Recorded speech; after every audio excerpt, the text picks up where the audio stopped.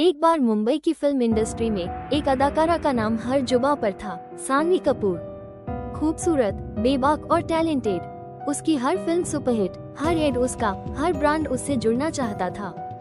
लेकिन शोहरत के इस उजाले के पीछे एक काला साया धीरे धीरे रंग रहा था। एक रात सानवी अपने वैनिटी वैन से बाहर निकली। शूटिंग खत्म हो चुकी थी, लेकिन आसमान पर अजीब तरह के बादल मंडरा रहे थे, जैसे कोई बिजली बिना कड़क के चमक रही हो। तभी सामने एक बुढ़िया आई, उसकी आंखें जैसे जल रही हो, बाल बिखरे, कपड़े फटे और गले में इंसानी हड्डियों की माला।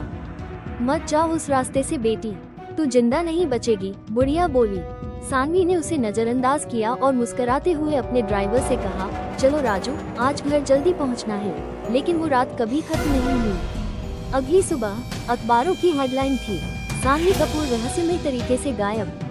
पुलिस, फैंस, मीडिया सब हैरान। किसी को कुछ नहीं पता कि वो कहाँ गई।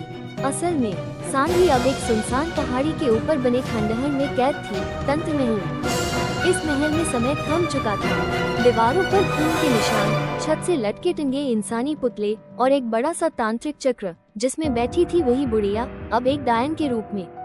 उसका नाम था ड्रोम्या, जो कभी एक कलाकार थी, लेकिन एक श्राप के बाद अंधकार की देवी बन गई।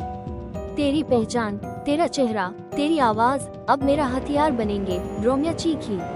उसने तांत्रिक विद्या से सानवी की आत्मा को कैद कर लिया और उसके शरीर को एक जादुई मास्क की तरह पहन लिया। अब जो भी टीवी पर सानवी को देखता, उसके दिमाग में डायन की फुसफुसाहटें गूंजने लगती, उसे अजीब सपने आने लगते और धीरे धीरे लोग पागल होने लगे।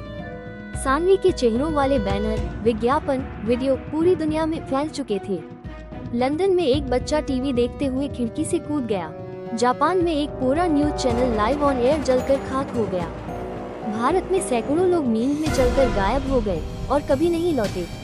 यह कोई फिल्म नहीं थी, यह एक जादुई आतंक का अभियान था। लेकिन सानवी पूरी तरह काबू में नहीं थी। उसके गले में उसकी मां का दिया हुआ त्रिनेत्र तावीज था, एक पुराना ब्रह्म तांत्रिक लक्ष्य जिसे ड्रोम्या भूल गई थी।